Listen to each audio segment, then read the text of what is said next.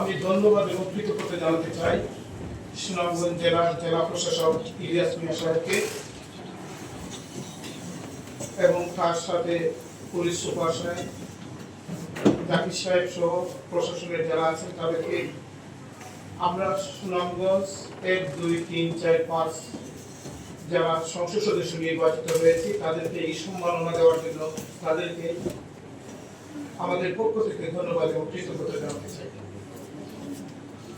আজকে ডিসি সাহেব যেভাবে বক্তব্য দিয়েছেন, আমি বলবো এই দীর্ঘদিনের প্রত্যাশিত যে নির্বাচন, 12 ফেব্রুয়ারি নির্বাচন, এই নির্বাচনটা বাংলাদেশের জন্য একটি চ্যালেঞ্জ ছিল, অনেক বড় চ্যালেঞ্জ।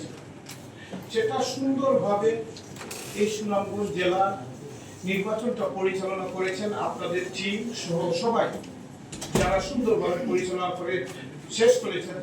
তার জন্য আপনাদেরকে আমি আজকে এই হাউসের পক্ষ থেকে প্রোগ্রামের মাধ্যমে ধন্যবাদ জানাতে চাই।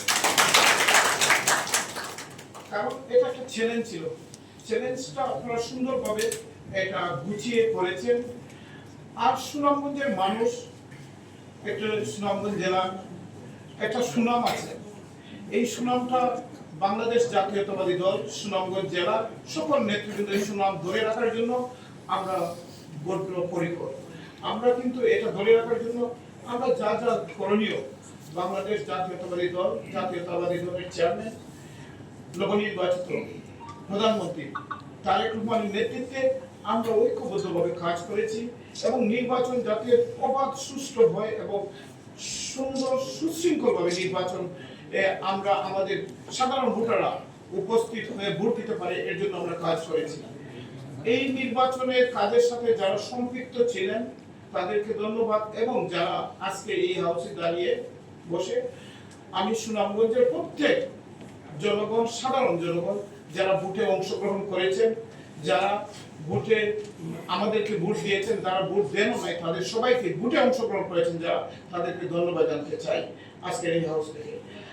আমাদের অনেক নির্বাচনের সময় আমরা কিন্তু অনেক কমিটমেন্ট করেছি, অনেক প্রতিশ্রুতি দিয়েছি জনগণকে, যেটা এলাকা উন্নয়নের জন্য, আমরা যার এলাকা উন্নয়নের জন্য এই প্রতিশ্রুতি, এই কাজগুলো করতে আমাদের প্রশাসনের অনেক সহযোগিতা প্রয়োজন।